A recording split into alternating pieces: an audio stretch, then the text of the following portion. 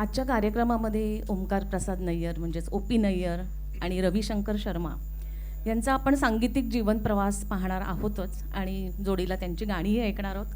तर ओ.पी. नय्यर आणि रविशंकर यांच्यामध्ये अवघ्या 2 महिन्याचा फरक आहे. ओ.पी. त्यांच्यापेक्षा 2 महिन्यांनी मोठे, म्हणून आपण ओ.पींची गाणी गाण्यापासून आधी सुरुवात केली. आधी आपण ओ.पींची 4 गाणी ऐकणार, मग रवींची 4 गाणी, मग पुन्हा ओ.पी. पुन्हा रवी, असा आपल्या गाण्यांचा क्रम असणार आहे. आणि मध्ये मध्ये त्यांचं सांगीतिक प्रवास, किस्से, मजेदार घटना, संगीताच्या संदर्भात काही आठवणी किंवा काही मला भावलेल्या काही गोष्टी अशा मी तुम्हाला मध्ये मध्ये सांगणार आहे. ओ.पींचा संगीत प्रवास थोडासा ऐकूया.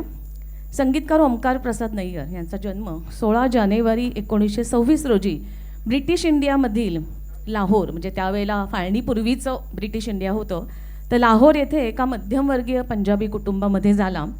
त्यांच्या घरात अत्यंत कडक शिस्तीचं वातावरण होतं, शिक्षणाला प्राधान्य देणारं वातावरण होतं. ओ.पींचे भाऊ वगैरे सगळेजण इतर भावंड होती, ती अभ्यासप्रिय होती, परंतु ओ.पींना अभ्यासात बिलकुल रुची नव्हती. त्यांचा ओढा संगीताकडे होता आणि त्यावेळेला लाहोरचं जे वातावरण होतं ते संगीताचं वातावरण मानलं जातं.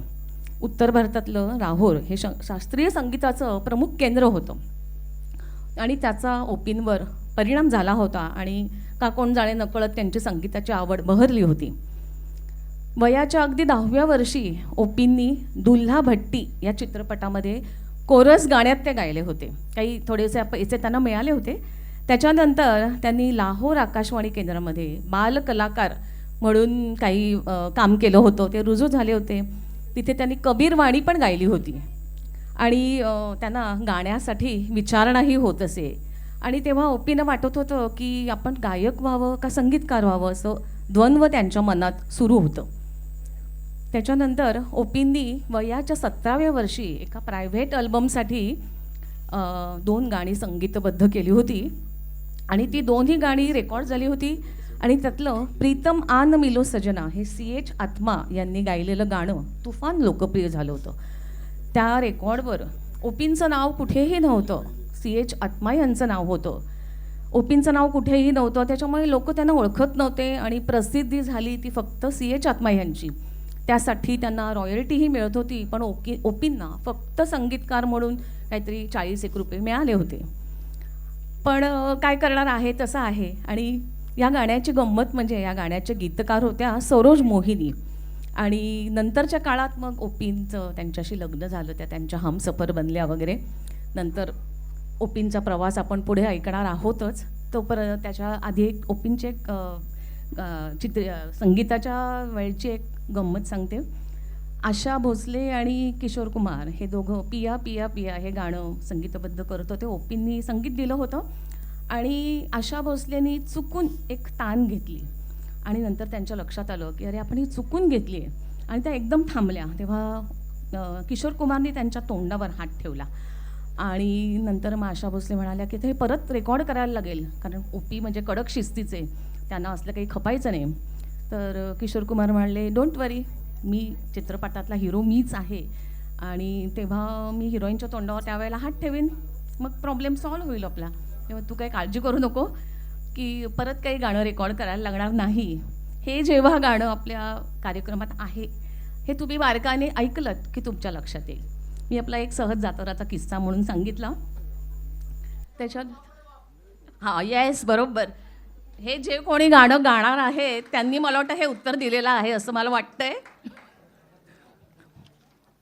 ओ.पींचे आणखीन भरपूर किस्से आहेत की त्यावेळेला ते 1,00,000 रुपये मानधन घेणारे सगळ्यात श्रीमंत संगीतकार म्हणून ओळखले जायचे आणि त्यावेळेला ते कॅडिलॉग गाडीतनं फिरत होते. एक निर्माता, त्यांचं नाव आता मला एवढं आठवत नाही आहे, पण काहीतरी जॉनी वॉकर नावाचा काहीतरी पिक्चर ते करत होते आणि त्यांनी ओ.पींचं नाव ऐकलं होतं आणि ते ओ.पींना म्हणाले की माझ्या पिक्चरला तू संगीत दे. तर ओ.पींना काही ते द्यायचं नव्हतं. तेव्हा ते म्हणाले तू मला कॅडिलॉग गाडी भेट दिलीस तर मग मी देईन. ओ.पींना म्हटलं हा नाही म्हणेल आणि त्यांनी चक्क ती कॅडिलॉग गाडी, त्यावेळेची महागडी गाडी, त्यांना प्रेझेंट दिली आणि मग झकमरत ओ.पींना त्या चित्रपटाचं संगीत द्यावं लागलं. आणि मजा म्हणजे त्यावेळेची ती कॅडिलॉग गाडीमधनं फक्त व्ही शांताराम ह्यांच्याकडे ती गाडी होती आणि ओपी त्या गाडीतून फिरत असतात आणि बाकीचे निर्माते दिग्दर्शक बिचारे टॅक्सीतून फिरत असतात. अशा काही काही गमती जमती आहेत ओपींच्या. तर आपण पुढचं गाणं ऐकणार आहोत. तांत्रिक बाबी झाल्या असल्या तर आजच्या कार्यक्रमाचं शीर्षक गीत मैं प्यार का राही हूँ हे आपण गाणं ऐकणार आहोत आणि ते गाणं आपल्यापुढे सादर करणार आहेत निलेश आणि सुचिता. हे गाणं एक मुसाफिर एक हसीना या चित्रपटातलं आहे. जॉय मुखर्जी आणि साधना यांच्यावर चित्रित झालेलं आहे. मोहम्मद रफी आणि आशा भोसले यांनी हे गायलेलं आहे. आता ऐकूया निलेश आणि सुचिता यांच्या स्वरात मैं प्यार का राही हूँ. मैं प्यार का राही हूँ तेरी जुल्फ के साए में कुछ देर ठहर जाऊं. तुम एक मुसाफिर हो कब छोड़ के चल दोगे ये सोच के घबराऊं. मैं प्यार का राही हूँ.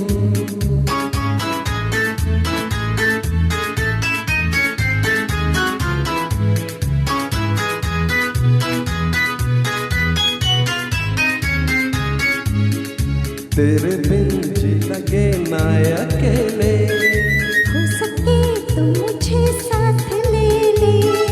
नाज़नी तू नहीं जा सकेगी छोड़कर जिंदगी के झमेले.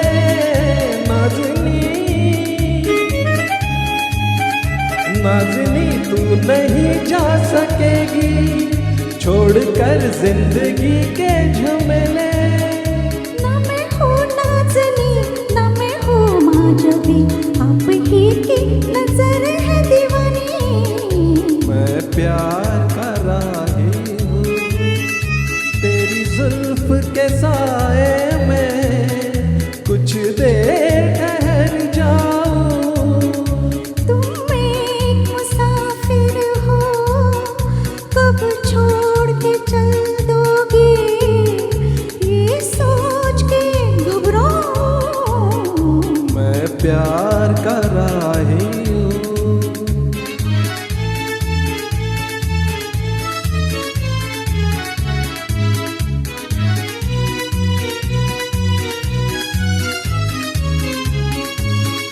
प्यार की बिजलियाँ मुस्कुराए देखिए आप पर गिर न जाए.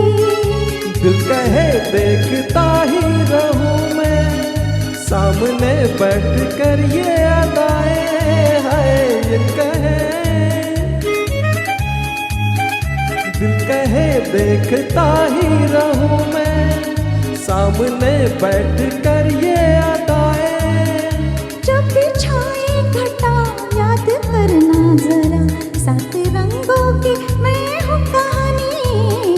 मैं प्यार का राही हूँ तेरी जुल्फ के साए में कुछ देर है